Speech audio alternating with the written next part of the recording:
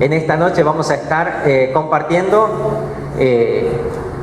no solo esta cena especial, sino que esta cena la hace especial el hecho de que hoy vamos a seguir avanzando sobre cómo no darle ocasión al ladrón. Y hoy vamos a hablar sobre otro tema. El domingo pasado, ¿cuántos estuvieron el domingo pasado? Ese, gente valiente, ¿no? ¿Cómo me faltaron el domingo pasado, gente? ¿Qué les pasó? Los atrapó a todo el diablo. El ladrón les robó la reunión el domingo pasado. Bueno, gracias a Dios porque hoy usted puede estar.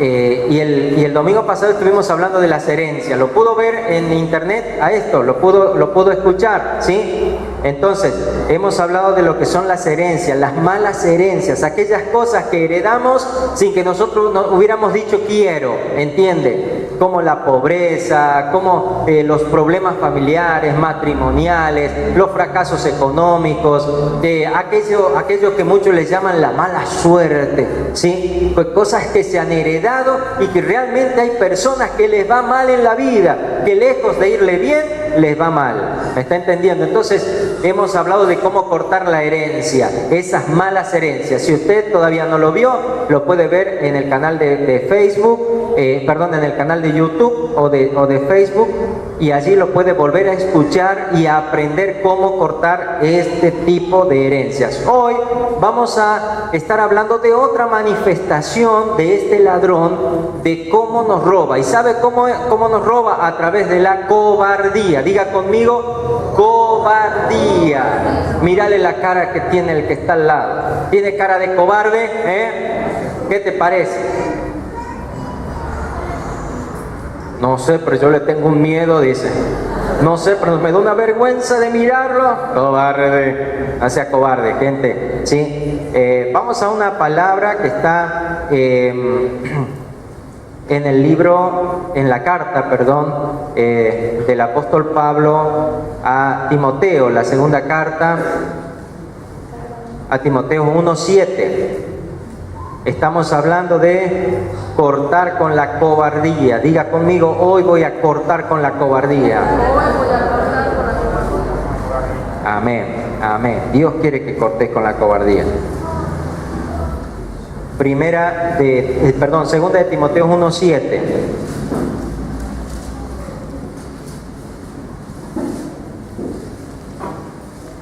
¿Ya lo tiene?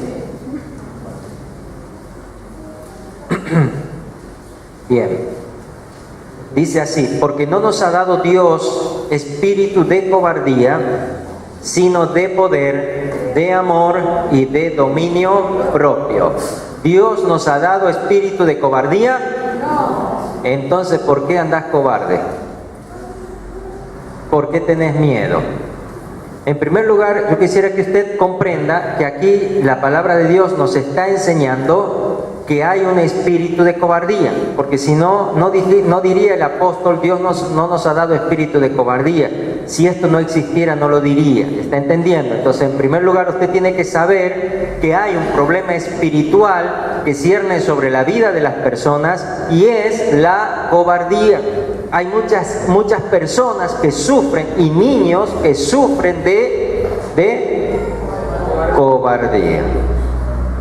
Dios dice, Dios no nos ha dado espíritu de cobardía. La cobardía, cuando el espíritu de cobardía está en una persona, esa persona justamente le falta, ¿qué le falta? Poder, le falta amor y le falta dominio propio. ¿Me está entendiendo? Cuando este espíritu está en la vida de una persona, este espíritu produce en esa persona falta de poder, falta de dominio propio y falta de amor. Este espíritu, justamente, el propósito que tiene es robarte las oportunidades, matarte los sueños, destruir tu ministerio. ¿Cuántos de ustedes saben que Dios les ha dado un ministerio? Es decir, una manera de servir dentro de la iglesia. ¿Cuántos de ustedes tienen más o menos en claro cuál es su ministerio?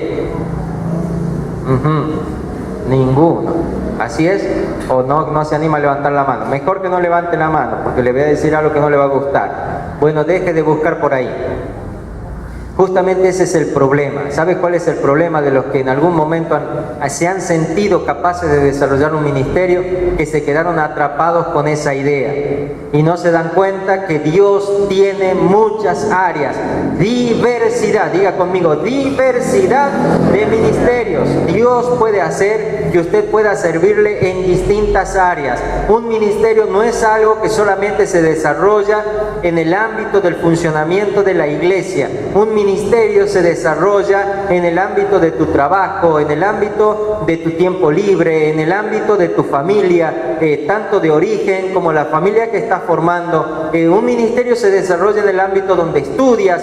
Un ministerio se desarrolla en distintas partes, no solamente en este lugar. ¿Me está entendiendo? ¿Sí? Por ejemplo, una persona que tiene la capacidad de poder enseñar la palabra de Dios, de predicar, es un ministerio que lo puede desarrollar en todos lados.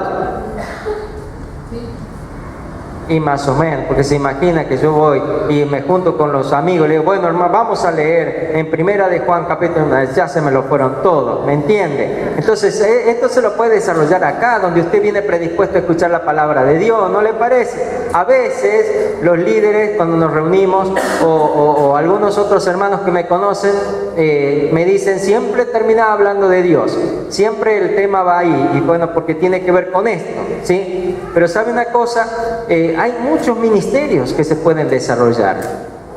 Hay muchos ministerios.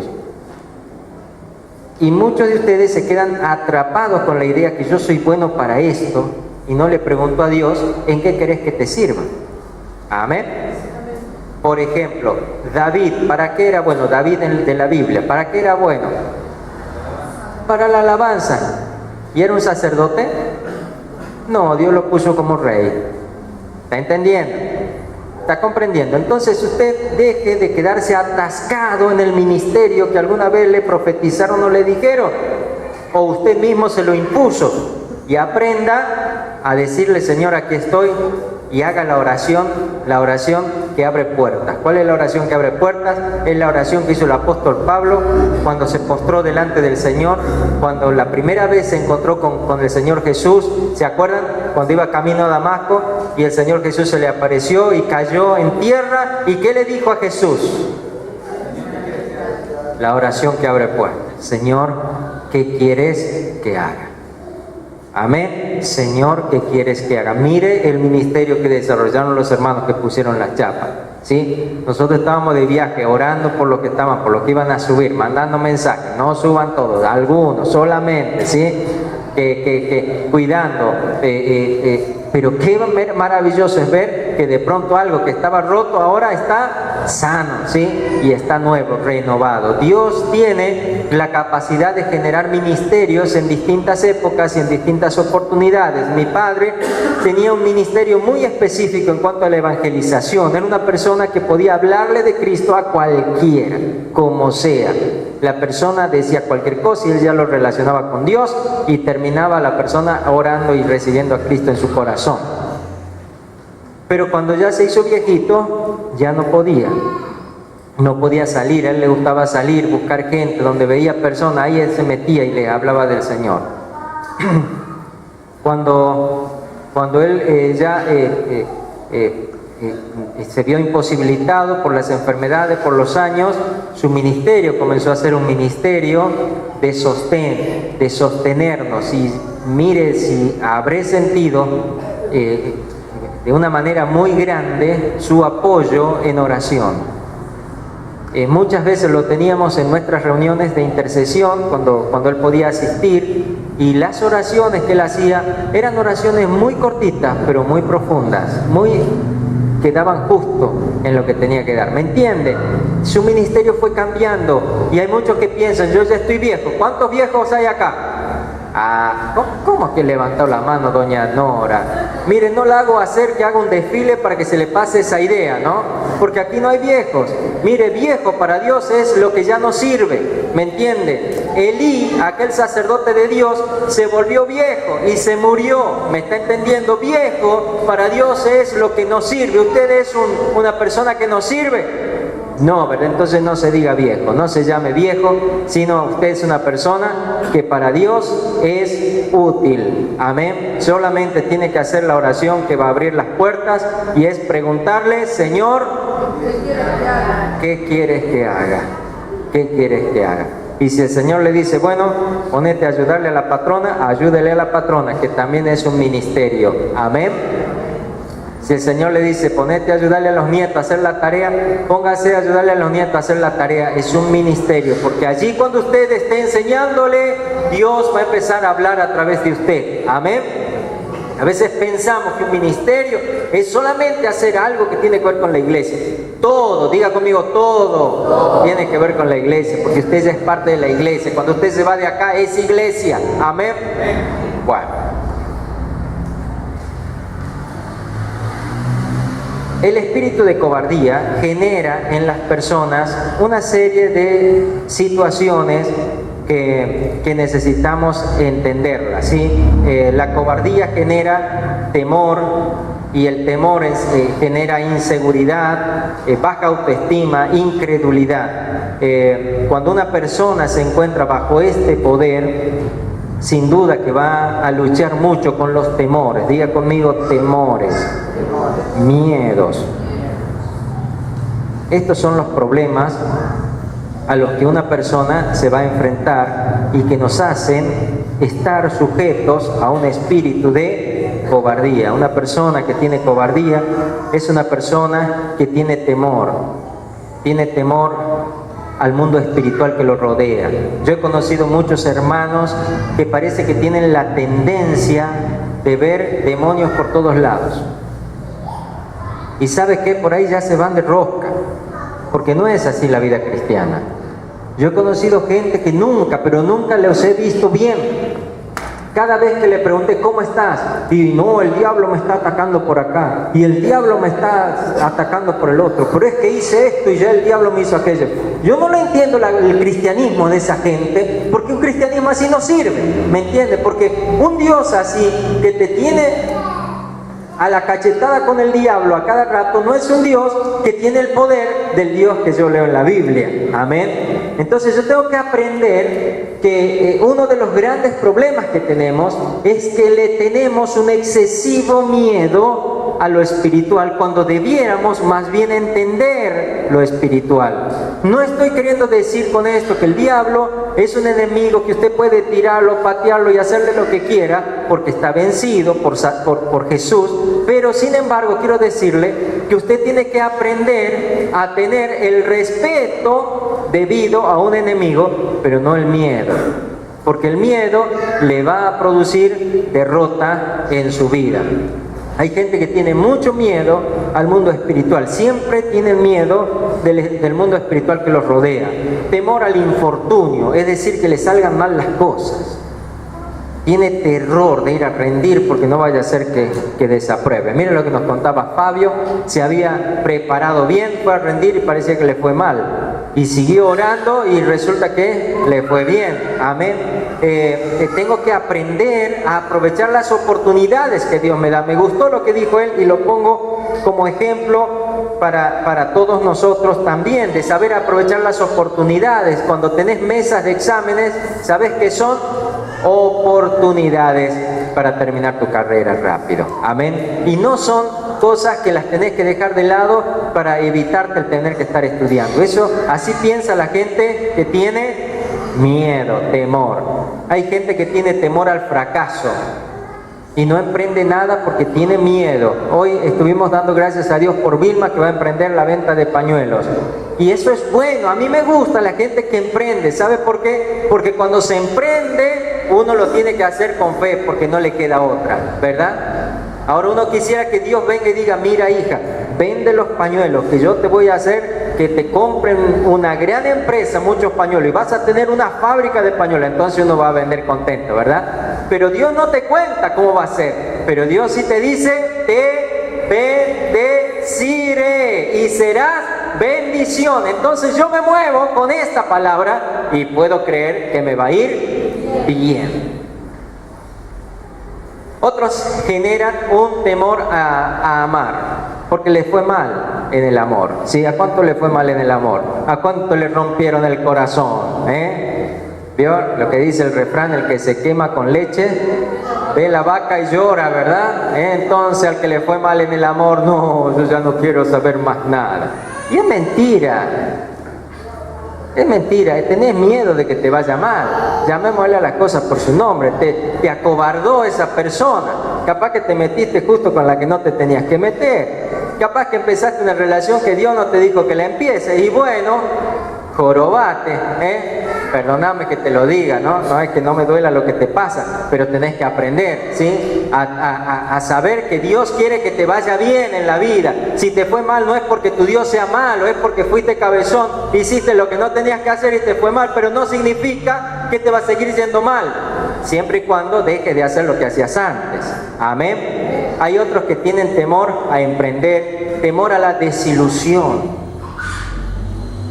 Y entonces uno los invita a que vengan, que participen de algo. No, ahí nomás se quedan al margen, porque tienen miedo que le fallen. Hay gente que hasta le tiene miedo a los pastores. Y sabe, le voy a decir algo. Hay mucha gente que le tiene miedo a las pastoras. Así que mi esposa es la que sufre, yo no. Porque parece que los pastores son más buenos y menos malitos que las pastoras. Pero las pastoras, parece que hay muchas pastoras que son malitas, ¿sí? Y hay muchas mujeres que vienen con este preconcepto y hablan más conmigo que con mi esposa, porque viene después cuando ya nos enteramos su historia y bueno, habían tenido cada agarrada con sus pastoras. Bueno, gente, son miedos que nos van generando y que van condicionándonos las oportunidades de conocer personas que nos pueden bendecir. Hay gente que tiene miedo o temor a ser dejados, ¿sí? Y entonces se aferran a las personas y las personas se sofocan y los terminan dejando. Y hay gente que tiene miedo de dejar, que sabe que está al lado de un sinvergüenza o de una sinvergüenza y le cuesta decir basta, yo no me merezco esto, ¿me entiende? Y entonces tiene miedo de decir basta y cada día sufre las consecuencias. ¿Me está comprendiendo? Entonces estos son miedos. ¿Te das cuenta que es un ladrón que te está robando el miedo? Entonces Dios te dice, vamos hija, por este lado es, y vos decís, tengo miedo, y te quedas ahí con el miedo. Te roba las oportunidades. Dios te pone por delante una oportunidad de hacer cosas y tenés miedo y no lo haces. Hay gente que tiene temor de prosperar. Y dice, no, sí, hay muchos que tienen miedo de prosperar. Y es un miedo, permítame, es un miedo tonto. Hay gente que se agarra de aquel pasaje de Proverbios donde este rey le pide al Señor, le dice, Señor, no me des más de lo que necesito, no vaya a ser que me olvide de vos, ni menos de lo que necesito, no vaya a ser que blasfeme, dame lo justo, ¿verdad?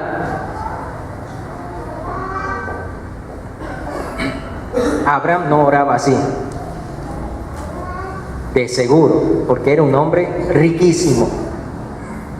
Tenía de sobra en todo. ¿Me está entendiendo? Muchos han tomado este concepto. De hecho, muchos han enseñado a la gente a tomar para sí ese concepto. Este era un concepto de este rey. De seguro que este hombre no andaba con lo justo, era un rey, ¿me está entendiendo? Y él decía, dame lo justo, aunque tenía de sobra. ¿Me está comprendiendo? Lo que en realidad estaba diciendo, Señor, que la prosperidad no me maree y que la pobreza no me aparte de vos, que es diferente. Ahora, que usted se ate a ser una persona que no quiere prosperar, me parece que hay algo que está mal en su vida. Porque Dios dice que traigamos nuestras ofrendas, que sembremos abundantemente, ¿para qué? Para que andemos con lo justo. Así dice. No te voy a dar de más porque capaz que te me lo vas, ni te voy a dar de menos. No, Dios no dice eso. Dice para que seamos enriquecidos en todo. Amén. Entonces, hay gente que tiene miedo de prosperar. Dice, no, porque me voy a alejar. Mire, si usted se empieza a alejar, se va a dar cuenta, le vamos a buscar. Pero ¿sabe una cosa? Usted nunca se va a poder alejar de Dios. Porque muy dentro de usted se va a dar cuenta que lo que tiene viene de Dios. Entonces no tenga miedo al prosperar. Hay otra gente que tiene miedo de expresar lo que cree y son esos cristianos anónimos, ¿vio? Y usted después se da cuenta y dice, ¿y este venía a la iglesia? Es más, escuché de gente que vino por primera vez a la iglesia y dijo, no sabía que fulano y fulano también eran cristianos y eran amigos míos de acá y de allá. Y yo pensé para adentro, qué vergüenza, ¿no? Nunca se pusieron del lado de Dios de decir yo creo esto o yo pienso de esta manera. ¿Me está entendiendo? Hay gente que en la época de las elecciones no tiene vergüenza de ponerse del lado de un hombre y de defenderlo a capa y espada, ¿verdad? Pero de Jesucristo no son capaces de decir, aquí estoy yo y creo esto y esto es lo que pienso, ¿sí? Lo quiero invitar a que lea conmigo 1 de Juan 4:18, donde vamos a aprender cómo cortar con el temor, cortar con el miedo. Amén. 1 de Juan 4:18.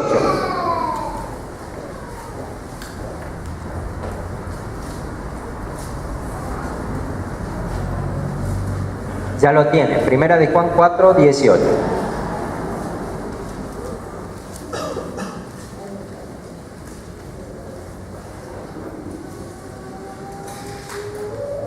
Dice así la palabra, en el amor, ya lo tienen todos, en el amor no hay temor. ¿Usted tiene temor? Entonces quiere decir que no está en el amor, sino que el perfecto amor echa fuera el temor. ¿Usted tiene temor? Quiere decir que usted todavía no conoció el perfecto amor. Porque el temor lleva en sí castigo, de donde el que teme no ha sido perfeccionado en el amor. Se lo leo de nuevo. En el amor no hay temor, sino que el perfecto amor echa fuera el temor, porque el temor lleva en sí castigo, de donde el que teme no ha sido perfeccionado en el amor. ¿Usted quiere saber cómo se corta con el espíritu de cobardía? Bien, Ana, bien. Un sí tengo acá. Bueno, ¿usted quiere saberlo? Sí. Bien. La manera más sencilla de cortar con la cobardía es teniendo un encuentro con el amor de Dios. Y usted me puede decir, ¿cómo puede el amor de Dios ayudarme a ser una persona valerosa? Pues ya se lo voy a explicar. Usted en primer lugar tiene que entender en dónde va a encontrar el amor de Dios. ¿Y sabe dónde encuentra el amor de Dios? En una reunión como la que tuvimos hoy, donde hemos compartido la cena del Señor, donde hemos podido recordar de dónde venimos. Nosotros venimos de una historia de amor de Dios por el ser humano. Nosotros venimos de Dios, que Dios entregó a su Hijo por nosotros para que muriera en la cruz y nosotros pudiéramos tener vida a través de Él. Nuestra historia es una historia de amor. ¿Sabe?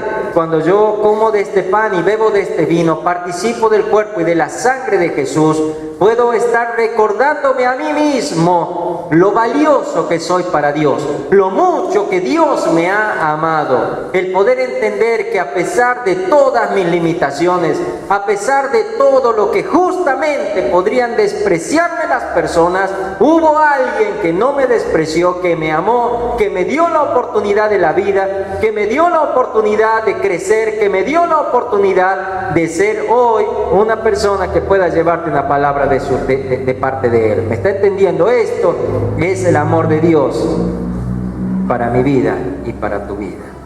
Jesucristo murió por tus pecados. Jesucristo ocupó tu lugar en la cruz. Vos sos una persona valiosa. Sos una persona a quien Dios ama.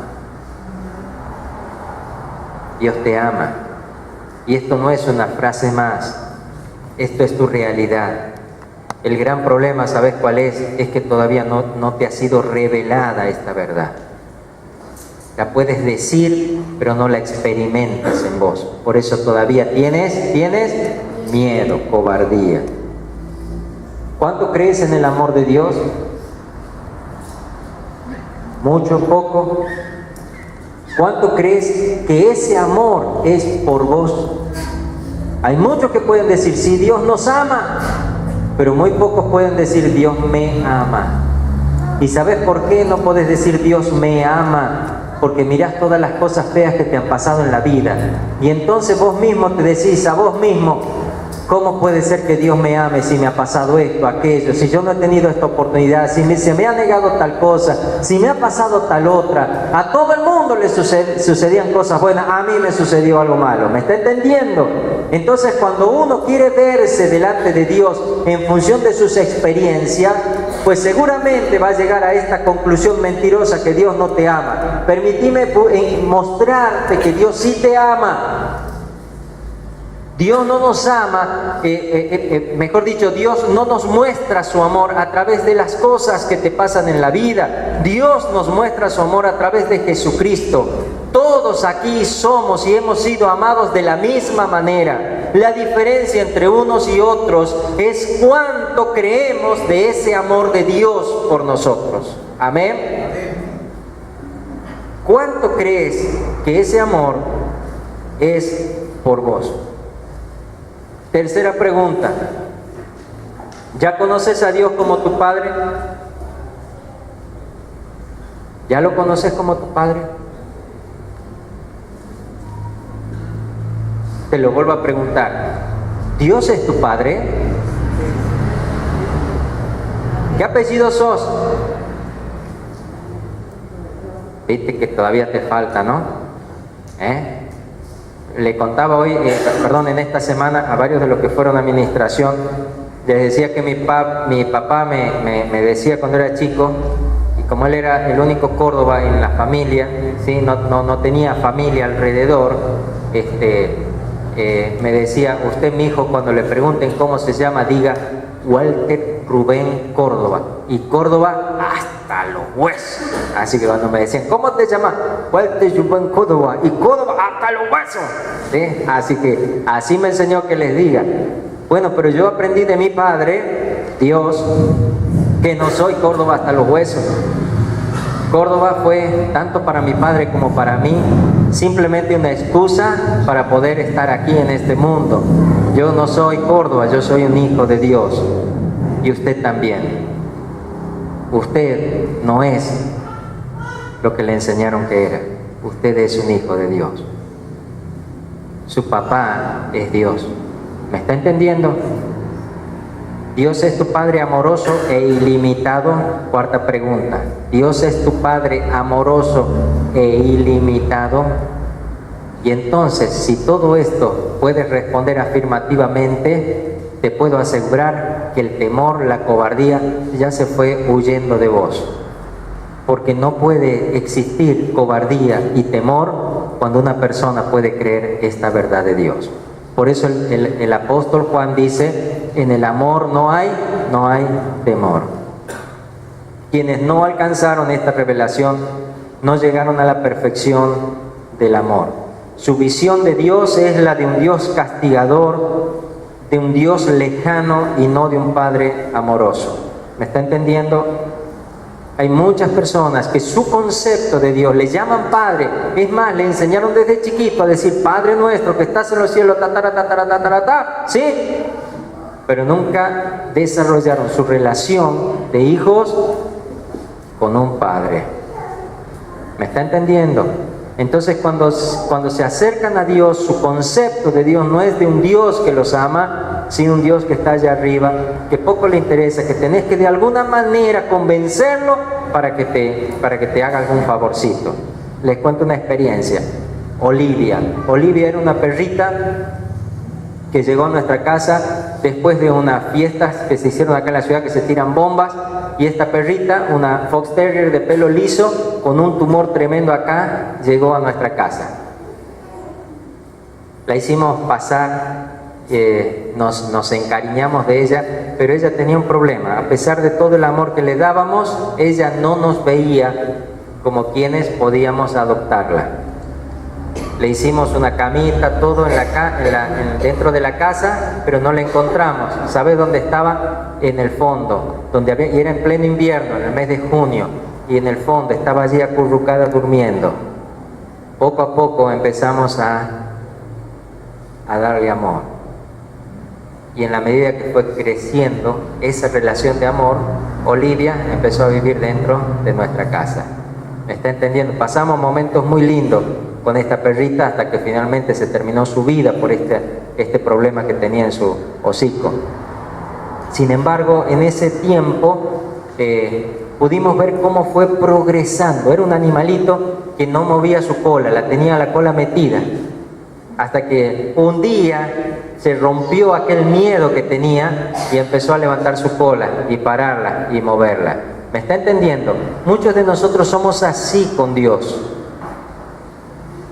¿Me está entendiendo? Y no se ponga en la comparación de perro, ¿sí? Ni de flaco, ni de qué piensa este pastor que no muevo la cola. No, no. Mire, usted es una persona que muchas veces no se acercó a Dios como un verdadero padre. ¿Me entiende? Como un papá, ¿sí? Un papá que ama. ¿Me está comprendiendo? Un papá es alguien que usted puede tocar, ¿verdad? Quizás a su papá no lo podía tocar, porque de hecho hay padres que los hijos se le arriman y el padre dice ¡salí! Bueno, pero tu papá no es así. Tu papá te ama.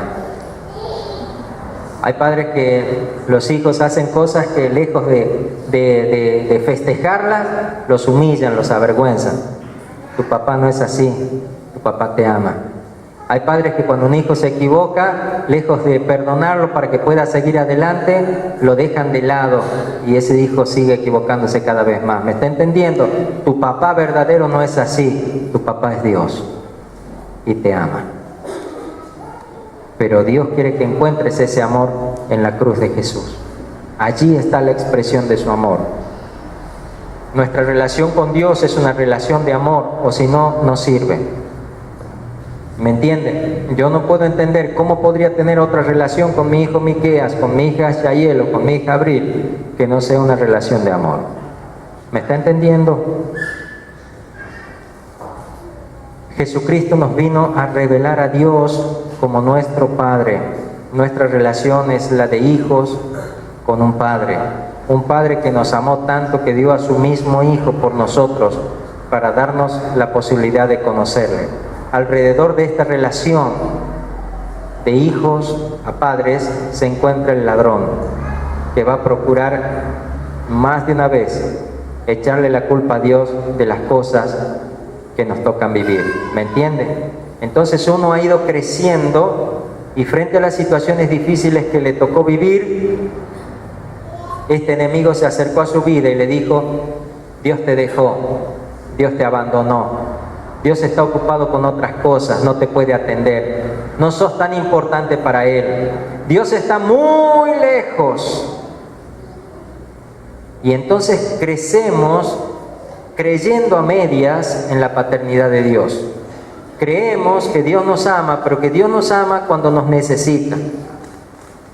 Que Dios nos ama siempre y cuando nosotros marchemos así como un soldadito, bien derechito. ¿Sabe una cosa? No es así. No estoy queriéndole decir que usted puede hacer lo que sea con Dios. Yo le invito a tener respeto a Dios, pero sí le voy a decir algo que quizá usted no lo pueda comprender ahora, pero espero que Dios se lo revele. El amor de Dios es tan grande que no importa lo que usted haga en contra de Él, no va a dejar de amarle. Es más, cuando el pecado abundó, dice la palabra de Dios, sobreabundó la gracia de Dios sobre los seres humanos. ¿Me está entendiendo? Es decir, que Él nos perdona, tiene la capacidad de perdonarnos, pero no nos perdona para que sigamos en la misma, para que sigamos andando en una clase de vida lejos del amor de Dios, llenos de inseguridades, llenos de temores.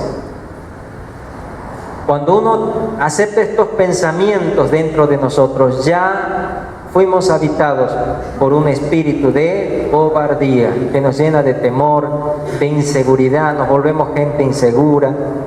Cuando vamos a acercarnos a otras personas nos sentimos una hormiga, pero una hormiga de esa bien chiquitita, ¿viste? Al menos una hormiga cabezona, grandota, no, una hormiga de esa más chiquitita, insignificante, que ni siquiera pueden picar. Así nos sentimos chiquititos, nos sentimos que a nadie le importamos, nos sentimos que no valemos la pena.